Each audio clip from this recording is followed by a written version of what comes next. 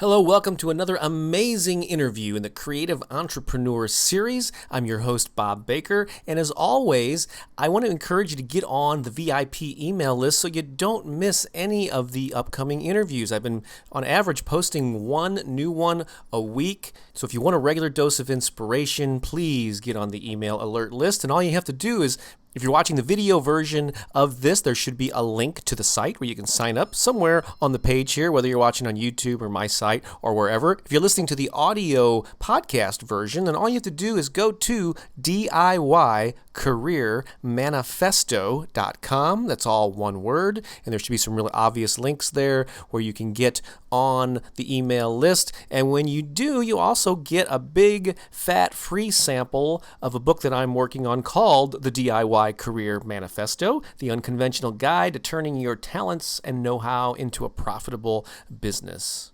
So get on the list, stay inspired, let's keep in touch, and now, here's this week's amazing interview.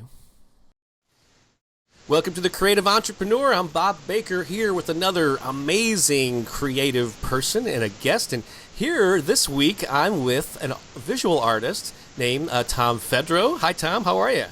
I'm excellent. Thank you. Fantastic. I'm so glad that you could join me here because as I mentioned before we started the recording here, most of the people that I've interviewed thus far in this series I've actually known for anywhere from a few years to sometimes like 15 years. But you're probably one of the third person that I kind of reached out to who I didn't know prior. And I actually came across your art because I've been even though I've been making a living as an author and a teacher, speaker, so on for 10 years. I've been a published author for 20. I've been dabbling in acrylic painting for 40 years since I started when I was in junior high. And it was always something I did under the radar, just something, I had plenty of things that I was doing out in public with my other pursuits and playing in rock bands and doing theater and all this stuff. So there was it wasn't because I was shy or whatever, but it was just something I kind of did on my own. But a year ago, I got out the paints with the encouragement of my girlfriend, started painting again and posted some stuff on Facebook, which I didn't have years ago, and I immediately started getting responses from it. And so I went, maybe I should, come out of the closet with this art stuff. Yeah. And I've been in a few shows, I've sold a few paintings, so I've been doing a lot of research looking for ideas and what other artists are doing, and I kept coming across your stuff in various searches for the things that I was doing on Google. So I want to ask you about that. But you are very a prolific guy. It's how long have you been painting, and then how long have you been doing it full time? I originally said 20 years, but that's been my generic answer for a while. It's probably been more than that now. I've always drawn. I drew as a kid. I used to copy Beetle Bailey comics and do sketches and even as early as 5-6 years old. I didn't actually start painting until I want to say my freshman year of college. It's kind of funny because I went to college for music. I was going to be a music major, a music teacher. That's right. Did you say that you play like 12 instruments? And I do. I play all the woodwinds plus piano, guitar, drums. And somehow in all of that you didn't come across any of my music marketing stuff, but that's okay. That's all right. But we have similar backgrounds. Yeah. Well, don't you find that a lot of creative people also are involved in other creative art forms? It's like sometimes you're not just limited to one. I think if you got the creative bug, you're just kind of creative across the board. Right. So you were in college and you started painting even though you were a music major, and then what happened from there? Well, actually, what I did is you're actually old enough to remember. Sorry. That's right. I'm 53 and proud of it. Yeah. Patrick Nagel was very big in the 80s. He was an artist that did things like similar to the Audrey Hepburn you have behind your head. Black and white girls with red lips. It was very prominent in modern decor with people that had black leather couches and lacquer tables. And he was a Playboy artist. I really liked his work, and for whatever reason, I painted one on the back of my jean jacket, which was also big in style in the 80s. And, walked around campus, and everybody was like, oh, man, where did you get that? I got to get one. And so, within a matter of a couple of weeks, I went from being a music major in college to painting these jean jackets for people. And it turned out that Marshall Fields... I met a buyer from Marshall Fields that gave me a contract, and they started buying them from me. A couple other small boutiques in Woodfield, which is a big mall here where I live. So that was kind of the start of my actual painting. But at the time, I was just copying this other artist and throwing them on the back of jean jackets. Well, how cool! And that's quite a different story from a lot of the typical stories you hear from visual artists who are trying to get, well, the gallery thing is kind of hard to crack, but they're just showing their stuff at coffee shops or little art places and working in obscurity. And like right off the bat, you had somebody that was like licensing your stuff. And yeah, it was a total accident, and it may have twisted my view of being an artist a little bit, because I was never one of those artists that wanted to be recognized for my work. I was just painting because people were paying me to do it. So I was making money. It wasn't until I met the woman that became my wife that a couple years after that, she said, why do you keep copying people? Why don't you actually try painting your own stuff? Ah, nice. So, they went from that, because the jacket thing fizzled out. It was a phase, it was a fashion trend or whatever that, eventually went by the wayside. Right. So then I started trying to paint my own stuff. And then I went in reverse, and I became one of those artists struggling to find venues to show my work in and things like that. Oh, wow. And so that was over, over a 25 year period of doing that. So what clicked to allow you to, for 12 years you've been full time? You just got to a point where momentum kicked in and you were selling originals, or what happened? Well, to condense the story, so this isn't a 3-hour conversation. Yeah. Once I started painting, I found local places, coffee shops that wanted my work. I ended up getting into the mural business for a while, because that became real popular, and I was doing people's kids' rooms and dining rooms, things like that. And I pretty much struggled along with that until my best friend, who was very tech savvy, much more than I was at the time, said to me, "Hey, have you ever checked out eBay and considered making paintings and selling them on eBay?" I'd been bartending, to make extra money, and I said, "I really don't even know how to do that. How would I go about it?" Fortunately, this friend of mine has some money, and he's like, "You know what? I'm going to send you a digital camera." He's like, "You start taking some pictures." He's like, "I guarantee you would have a success if you started selling online." So sure enough, I did that. I started real small, on eBay, starting, things on auction for $1. And, it was slow, but it started taking off, and I was selling everything I was making. So I started increasing my prices, and the auctions that I was running, the prices went up. And I don't know, over a matter of 10 years, I became one of the top selling artists on eBay. Wow. And from there, I guess the big stepping stone for me was when they decided to do the Cows on Parade here in the city of Chicago. I'm not sure if you remember. It rings a bell. I'm not sure what that is. I mean, everybody since then has copied with different things, butterflies and fountains and horses. But Chicago came out with this thing where, they had these life-size cows made out of fiberglass, and you had to submit a design to be selected to be an artist on one of these. So I did that. I submitted my design, didn't hear anything for a while, and finally I got a call back and said the Hotel Allegro, which is a very cool, eclectic hotel here in the city, selected my design. So then I had this big, huge 5-foot fiberglass cow sent to my backyard, and I painted that and got in real tight with the GM at the Hotel Allegro. And he was amazing. He from there ended up hooking me up with Rent to play out in New York, and they flew me out there, and I did a commemorative piece for them. Wow. He hooked me up with Second City here in Chicago, and hung out with them for a couple of weeks and did a commemorative piece for their 40th anniversary. Playboy actually ended up buying my cow at the end of the whole process, and all the money went to charity. But, I got to go to the old Playboy mansion on Madison Avenue and hang out and see Hugh Hefner's old video room. And how cool. So that was kind of, the cow was pretty much what set things on, in motion for real. And after that, my online sales just got better and better. So I was able to, I officially retired from bartending about 12 years ago and just went straight online sales and built my website, and I've just been doing that ever since. Fantastic. Well, earlier you mentioned how early on you were like basically copying other artists that you admired. I think that's probably a common thing, whether it's musicians or even writers, visual artists. We all sort of emulate the people that we are attracted to. And then after a while, though, you find your own voice, your own style, But I had to share this with you because, like I said, I discovered you by searching, because actually all the art on the back wall here is stuff that I've done over the past year. So I like to do celebrities and faces, and so I would be searching for like abstract portraits or I can't remember what the phrases were, but it seems like no matter what I searched for, I've found your pictures. And after a while, I was recognizing, oh, there's another Tom painting. So I actually I wanted, as an experiment, as a little workshop for myself, I wanted to recreate one of your images. Okay. Do you mind if I show it to you? I don't know. It's a 12 by 12 right here. Do you recognize that? Actually, I do. Very good. Thank you. That's very good. Thank you very much. I studied it well, and so you are known for these like lively colors and really thick black lines.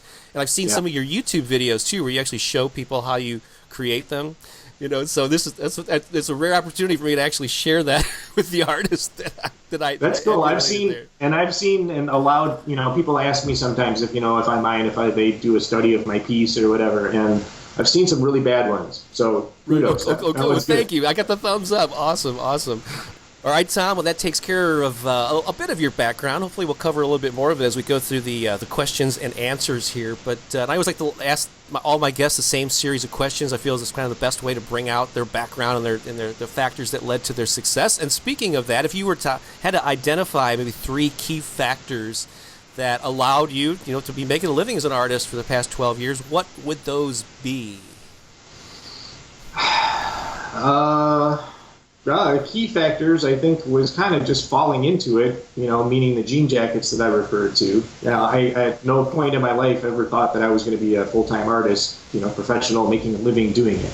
Right. So, key factors would be just the idea that people wanted to buy something that I made that I had never done before. And then I would say my ex-wife had a huge factor in kind of pushing me to pursue this instead of, I worked for IBM for a while and sold insurance. And so she was very, she had a lot of confidence that I could do this and I should, pursue it a little bit more. And then the whole cow thing that I told you about, and meeting the general manager from the Hotel Allegro, who just loved my work, was a huge fan and really wanted to do anything he could to help me move forward. Mm-hmm. So I think as far as my art career goes, those were the main 3 things. And I can't actually, I have to throw in a 3.5 because my friend that sent me the camera, I wouldn't have ever been online selling my art if he hadn't sent me the camera at the time. So right. So if I were to kind of summarize here, so that first thing where the jean jacket story, basically it tells me like you have to be aware of what's resonating with people. Like pay attention to what's working. Like a lot of people just would not pay attention to that. Like, oh, somebody's interested in buying that. Okay, well, maybe I should focus on that, as opposed to, like, a lot of people are so stubborn with they set a goal, or they have some idea in their head of what they should be doing to make money. And then other opportunities come along, but they ignore those, staying focused on whatever that original thing was. Right. But you only think being open to those unexpected opportunities is a crucial part of success? Well, I was very moldable.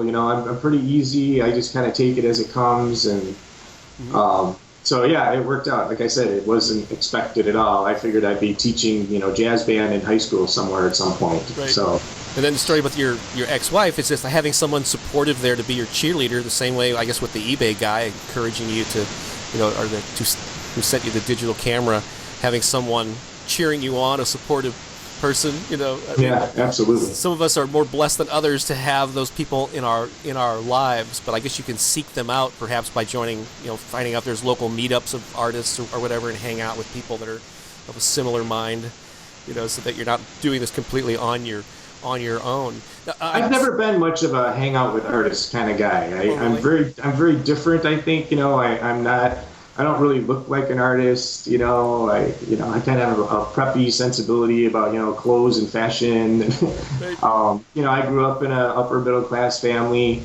My background, my father was a salesperson for IBM for 25 years. So, I have that sales bug and marketing inside of me. Mm-hmm. So, when you think of artists and you talk to artists, and a lot of them create these works and they don't want to get rid of them, or they don't want, the rejection of people not liking them, or so, they overprice them. I don't know. I've always been about, I love this. I love doing this. I keep my prices low. I'm constantly trying new things and putting them out in various venues and different sites online. And it's more about marketing to me than, wanting to be the next famous artist or something. Right. And I know that's it. So, as I mentioned earlier, and as a lot of people know, my topic that I've been known for in researching, speaking about, writing about for decades is music marketing, but marketing principles apply no matter what. And a lot of creative people are, they're either confused by it, or they think it's a dirty word, or unnecessary evil. And so, what was it about your mindset? Was it just your background, or you were raised in an environment where marketing and sales were just is a respectable job? And so, I think it's just in my blood because of what my dad did, and I started out, like I said, working for IBM, and then I was a creative director for an advertising agency. Even as a kid in high school and stuff, I've never had problem talking to people. Trying to sell them something. My mom always said I could sell an igloo to an Eskimo. So right, and I've also noticed that the most prolific are the most successful people. This applies whether it's Kindle, like best-selling indie, self-published authors, or musicians or whatever. They're prolific. They just don't put out like one or two things. like the best-selling Kindle authors, for instance, have a whole series of novels or whatever. And you, my friend, have I can't even count. I was going through your site, and there's it has like 10 or 12 images on a page, and you keep hitting next page. I couldn't even get through all of them to see all of your work. So you how often? How is there in an average week or month? How many paintings do you crank out? And I'm sure it varies, but it depends. There's obviously as writers get writer's block, I get creative block or whatever. So block, yeah. I go through days where I got nothing. But most of the time, I try to do 2 paintings a day. A day, really? Like a nice big one, and then something a little bit smaller. They're not necessarily finished in that day, because I sometimes like to go back and I end up changing colors, things like that. But I have to because, I average over the last, say, 10 years selling about 350 originals. Wow. You've sold them, what, that's per year? Or you per year, yeah. Wow. So that's almost like one per day. Yeah, pretty much. Or you're just about it's 15 days off or whatever. So I want to, and I also want to ask you about the online thing. So so once, even though it was your friend that got you on eBay, hasn't eBay changed? Like it used to be like a really hot selling marketplace, but now it's more of a buyer's market. And so is that true for art too? Yeah, they when I first started, it was fantastic for artists. You had to pay a little bit extra to get seen, but you were able to get seen. It was very easy to sell. Over the years, they constantly are making these changes. And I've, for some reason, been able to maintain, and it's probably because I had such a following, from when I started selling things cheap, and people, that bought from me were kind of watching my career and watching my art progress. So they stuck with me. Because now, more often than not, when somebody buys from eBay, I recognize the username. If somebody's saying, I have 16 pieces of yours already, and I got to have this one too. So it has changed, but somehow I've been able, there's so many of the artists that I've known over the years that are gone. They just don't sell on eBay anymore. Somehow I've been able to maintain, at least a consistent level of sales. And there's other venues, Etsy, and I could list 10 different places that I throw my work out there. Yeah. Including my own website. And Fine Art America is one that I'm on. It seems to be a pretty happening website.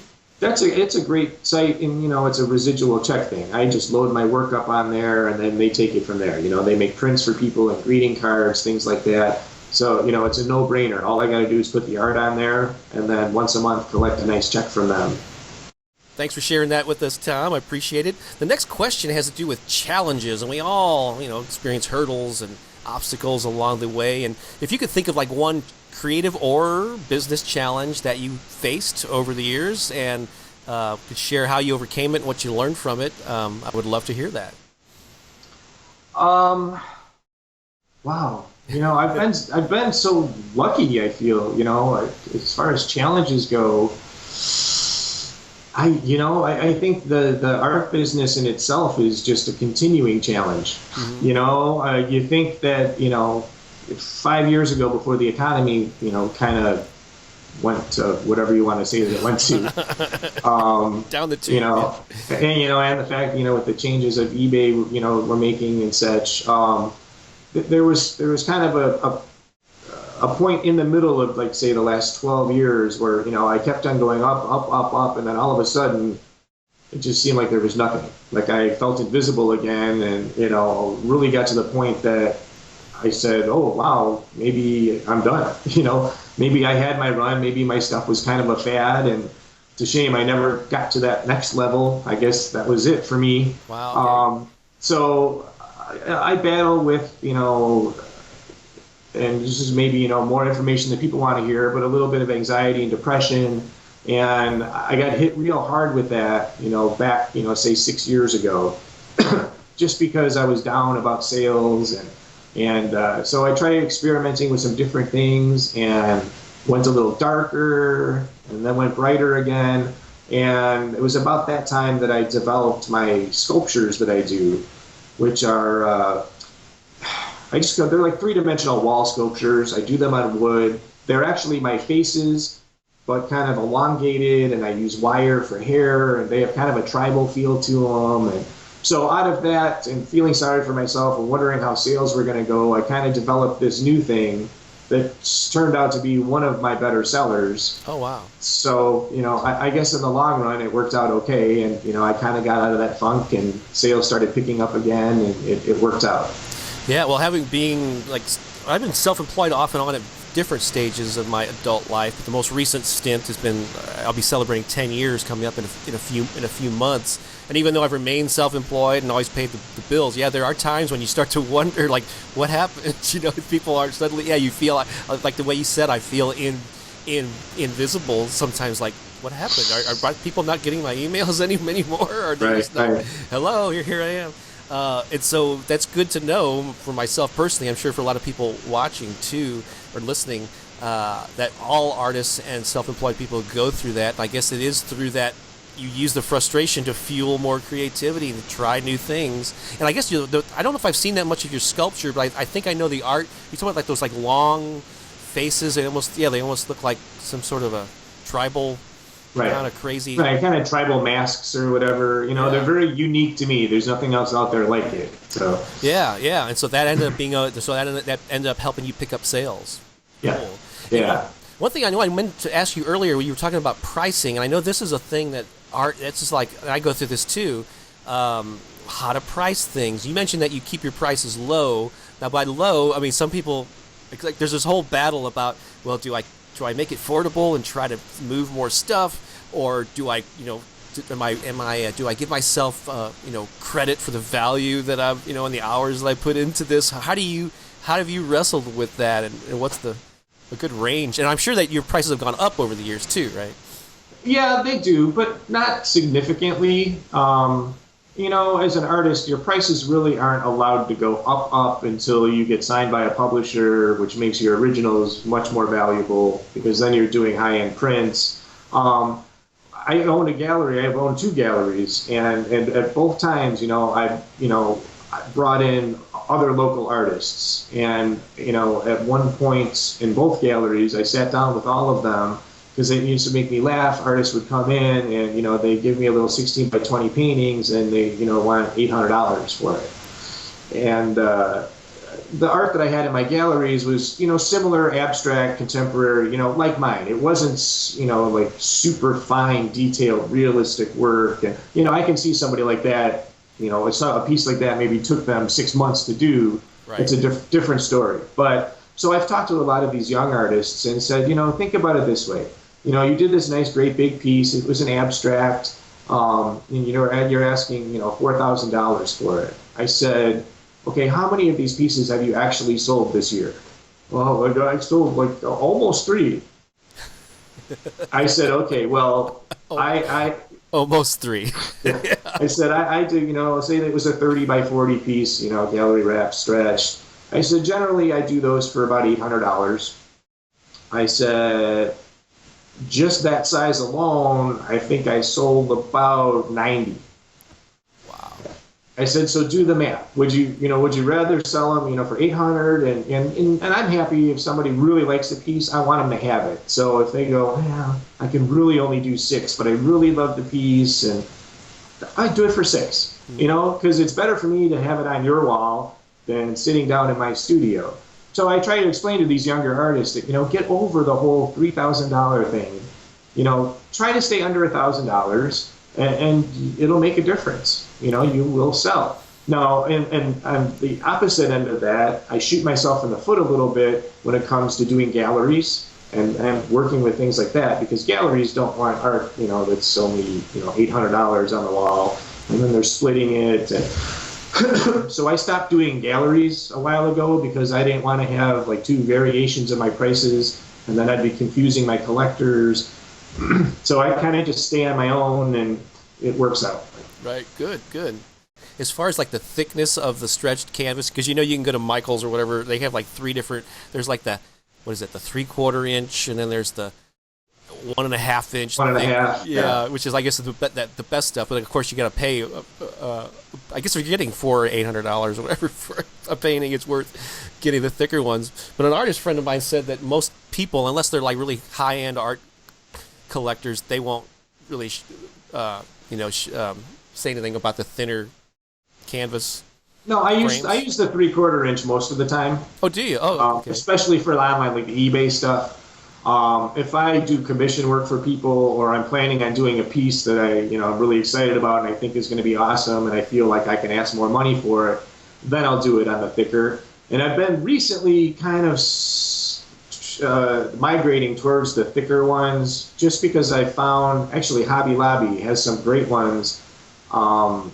They're just made really well, and I like the canvas and the gesso that they use. Everything I do on them just seems to turn out so great. So I've been buying those a lot more recently. But usually it's Dick Blick. That's where I buy all my canvas, and I just have them, cases of them shipped to me. Wow. Say a 24 by 36 for $9 is pretty awesome compared to a 30 by 40 that I'm going to pay $40 for. Mm-hmm. And in the translation price-wise, it doesn't make that much of a difference. It just makes me feel better because it's a nicer quality product. Right. Since you sell a lot online, because the whole like shipping the larger paintings is like it's like something I've never done. It's confusing. Well, I guess once you've shipped a few, then you get there's a routine to it or whatever. Yeah, I can pack and ship these blindfolded now. I have a whole station in my studio that's just tables with boxes, and it's not hard at all. Did you use FedEx or UPS or what do you? Over the years, I've tried them all, and FedEx is by far the best. They the least amount of problems and damage, and I can trust them. So the next question, Tom, is if you could go back in time and have a little discussion with your younger self, perhaps around that time when when the jacket thing started and you were at the beginning of your art career, and you could give yourself 3 pieces of advice. And the first one would be, what would you do exactly, things, this is what I would recommend, young Tom, that you would do exactly the same. Second piece of advice is avoid these things because they're time wasters, don't waste your time. And 3, you really should do this earlier because, you didn't realize till later that this was a good thing to do. So let's just take those one at a time. And so what are the things, maybe you've already talked about them, but what are the things that you did right that you would say, yes, do those again exactly the same way? What did I do right? I started listening to my parents. I stopped being an obnoxious teenager and, young adult, and actually started paying attention to what they had to say, because I started realizing that, what they had to say was valuable, and I didn't know everything. What did they say? That was valuable? Just about, I do have kind of an artist musician personality, and, was a little bit unmotivated, and I wasn't concerned about the future. I was living day to day, and whatever happened. But as far as doing the jackets and stuff, I think that I would want that to stay exactly the same. Even though I never finished my music career like I had planned, the way things turned out, in hindsight, that should stay exactly the same, because I really liked how that progressed. I wish I had started actually painting earlier, it might have given me a better jump into things. Painting my own things versus copying and doing things on jean jackets. Right. But so that was the stay the same question. Right. Okay. Okay. Yeah. And so what would you completely avoid, or what would you end up wasting your time doing that maybe you didn't know any better at the time? Okay, well, I'll bust myself a little bit. I wish I never started smoking. That was something that came right about the same time, and it's been a habit that I've been trying to kick for the rest of my life so far. So yeah, that was definitely something that I would tell myself not to do and slap myself in the head if I saw myself doing it. Right. Does it affect your art though in any way? It's just on your health. It's not good, obviously, but. Yeah, and it's funny. I talked to the doctor, several times about quitting and helping me quit with certain aids or whatever. And in the times that I have quit, at one point my studio was out of the house, and I was able to smoke where I worked, and it was kind of a thing. I had to smoke when I worked. And when I was quitting or not smoking, it really affected my work. I felt like something was missing, and then I didn't want to paint, and so I threw a big crux in it. My doctor's like, if it's going to mess with your artwork, just smoke. Wow. A doctor gave that advice. He's a big fan of art, so. But yeah, definitely that, and I would have become a better, money-minded person. I should have saved more, and become smarter as far as finances and things like that at a younger age. I'm good now, but it took me a while to catch up, and I think I could have saved myself a lot of problems, early on if I had been better about tucking things away. But when, you're 22 years old and you're getting all this money from jean jackets and you're just going, hey, right. spend. There'll be more coming. Yeah. So that'd be something you do earlier than, learn about money, save a little bit, not be so flamboyant with the bling bling, whatever. Well, that's cool. So that covers all those three questions pretty well. Anything else that we left out? What to avoid? What to you do earlier? What you do exactly the same? Yeah, no, I think that kind of hits them all, and I think I crossed over. I didn't really, I blended.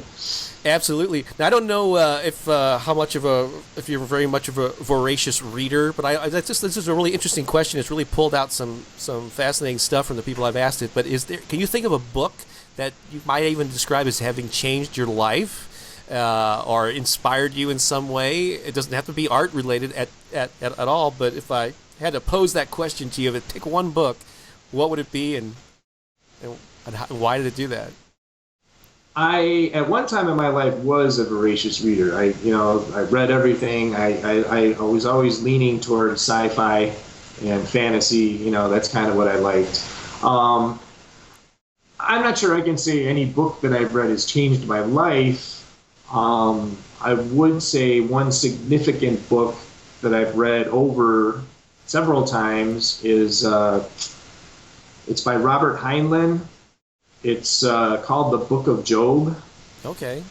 And it is an interesting sci-fi take on the actual story from the Bible about Job and kind of all the trials and tribulations that he had to go through, only, taking it from a fiction sci-fi perspective and having this guy, basically time travel and show up in different places and is constantly like reinventing himself and starting over and for the most part succeeding every time he did it. So yeah, in that way, it was kind of cool. I like to go back to it sometimes because he was kind of successful through the things. And there was a time early on in my art career where I was kind of a jack of all trades, and I installed fences and worked as a lifeguard and sold insurance. And, I was all over the place, so I kind of could relate to that book pretty well. Right. Oh, cool. So the lesson was, you could go in many directions, reinvent yourself, and eventually settle on your own style with your own voice, I guess, and then even reinvent yourself further, like you did with the totem pole faces or whatever. Right. In that halfway point. That's awesome. Well, let's just keep on going here. Yeah, with the questions. This is, I guess, one that I added to the list here recently. But like, what truly motivates you? I mean, even artists that I know that are active, don't put out the amount of content that you do, and you stayed at it consistently, for 20 years, and then full time for 12. You got a gallery and all this stuff. So, like, what motivates you to do this stuff? Is it self-satisfaction? Is it the light you see in other people's eyes that they get from having your artwork? What or something else? It's kind of a combination of that. I don't play well with others, so working for somebody just that doesn't work for me. So I guess first and foremost, working for myself, I love it. I love to have the freedom to do it when I want to and go golfing if I want to, and I was able to. My son is 17 now, but I was able to spend so much time with him. He's a really good baseball player, so we were constantly traveling, and it allowed me to spend really quality time with him, which was awesome. But I really love what I do, and I would paint whether people bought it or not. Sometimes I work too fast because once I start something, I can't wait to see what it's going to look like. So I just want to keep going, and I'm a very aesthetic person, so I want to be done and put it on the wall and go, oh, all right, that cool, that's awesome. I'm going to do another one now. So yeah, it's a combination of everything. It's self-satisfaction, and making money doing what you love is not a bad thing. So absolutely, but you have a lot of in common in some of that regard of what you just said. I just think I've been calling constructive impatience. It's where like when I get an idea for something, I want to see it put out in the world, whether it's a book or a music album or whatever. I like to start sharing it as soon as possible, as opposed to wait until everything's perfect about it. And when I paint, I don't know how many other artists do this, but sometimes I'll have like 3, 4, sometimes even 5 different pieces going at one time, and while the paint's drying on one, I'll pull another one over and work on another layer of it. When I rotate through them. Usually like 3 of them at a time, as opposed to just working. But do you just work on one piece, or do you ever do that? Only one, yeah. I can't do. I guess maybe it's an OCD thing or whatever, but I can't do more than one. I focus on one, I get it done. It's just like at the dinner table. I eat one section of food at the time. I don't mix them together. They shouldn't touch. That's interesting. Well, that says a lot about you, doesn't it? That's it wouldn't awesome. be right if I wasn't a little cuckoo. That's right. Well, all artists, and I love what you said about I've always felt out of place in a traditional work environment. I was raised as an only child, so I'm very comfortable being alone. As am I. You were too? Well, I was. My brother and I are 7 years apart, so I went 7 years being an only child. So you're the older brother, yeah. Yeah. It's so but I had the social side to me where I need, and I have a performance side too. So I thrive being in front of an audience. I thrive social situations, but not too much. So I have to have this balance of both in my life to feel right. If I get too much of one, or if I was always alone, I would go a little stir crazy or whatever. But we all have to know who we are and how to make our lives fit that. I guess that's the main thing you were saying. You made your career fits your personality and your needs, and you designed that. And so, congratulations. I think we all want to do that. So we talked a lot about what you've done over the past up to this point. You got any what's new in your what's upcoming? Any big plans, new directions? I know you have a studio, which we should mention if you don't want to give it a plug for people to check out in the Chicago area. But what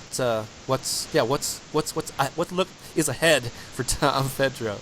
I don't. I recently moved. I moved my house, my studio. I have a new girlfriend who's actually an artist herself. So we've been working on a lot of pieces together.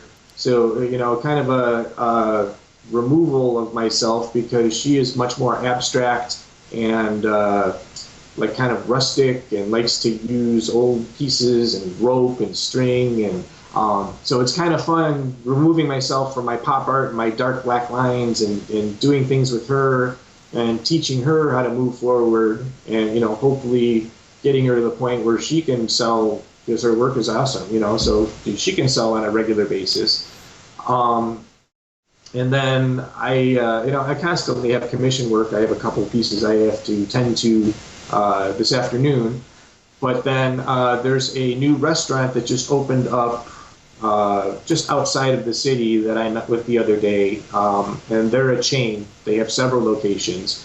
So right now I'm in the process of working with them trying to put together some very large pieces that kind of tie in with their decor and the feel that they're going for. And it's going to be interesting. It's going to be a bit of a challenge because he likes what I do, but he wants me to combine what I do with like my sculptures. So it's going to be paintings with some three-dimensional flair. Wow. Haven't quite figured out how I'm going to work it yet, but yeah, they should turn out to be very cool when we get to that point. That's awesome. Yeah, and I haven't done a whole lot of commission work. I think maybe 2 pieces, but it is a different mindset when you're just doing something for your own satisfaction and playing with the, whatever, and as opposed to when somebody's paying you to do a specific thing. You find that a challenge to have to adjust to the commission work, or? Yeah, I mean, I love doing. My favorite is when I don't have anything on the books and I just paint. That's my favorite because I just do what I want. And but I do like the challenge of working with other people, and especially when I nail it, and they get it and they're super happy, and there's kind of a little victory there. So yeah, that's cool. And sometimes it probably will allow you to discover something that you wouldn't have done on your own, but since you were kind of forced to do it through a commission piece, you go, oh, wow, that is something I would like to do more of. Or yeah, right. Oh, I can do that. I mean, because sometimes I take on jobs and, I'm thinking in the back of my head, well, I'm not sure if I could do that. But, I tell them with a smile, I'm like, I got it. And I'm going to hit this. And, I mean, obviously, I tell people, I said, if you're not happy, you let me know. We'll rework it until it's good for you. Right. I've never had that problem. But, sometimes I bite off more than I can chew. And I stress about it for a couple of weeks, but so I think it all works out. You're not alone in that. And then where's the gallery that people can, the physical gallery? Well, my physical galleries are both closed now. Oh, they are. It was just taking too much of my time, and I wasn't focusing on my work. So part of the reason we moved to this new house is because it's much bigger, and now my physical studio space is almost as big as the gallery I had. It gives me a lot, of area to work in.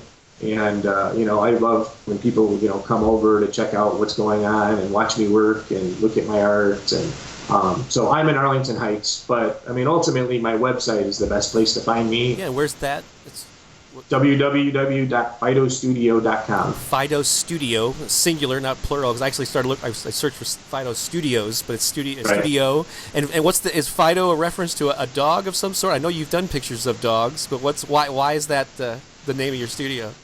Is this a family show? Because okay, it's a story like that, is it? Let's just go with it was a college thing, and Fido became my nickname in college. And let's just say we were having a lot of fun one night, and my buddies dared me to eat milk bones. Okay. Because one of the guys had a dog, so I went to town on these milk bones, and ever since then, people have been calling me Fido. Okay. So I figured it was only appropriate when I was trying to come up with my business name that it be Fido Studio. Awesome, cool. I know you must be a pet lover since you've done some pop art of dogs and. I love dogs. Yeah, yes. and a lot. Yeah, I can't remember what are some of the other themes. I know you did a lot of female faces. That's probably 80% of what I do, or faces in general. I started with the guys and the long, elongated kind of signature faces of mine with the big red lips, and then progressed to doing girl versions of them, to like more pop art girl versions. So, yeah, faces are definitely my main theme. But I love to, obviously, I mess around with a lot of music, like collage type pieces, and then still just dabble in the abstract with the bright colors and dark lines.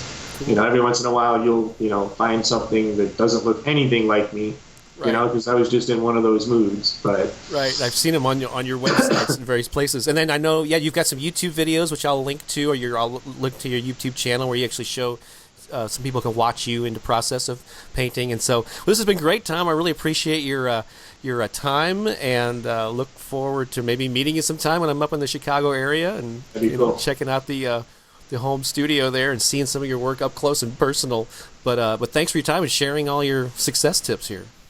No problem. I enjoyed it. All right, this is Bob Baker. We'll be back next week with another interview with an amazing person. So long for now.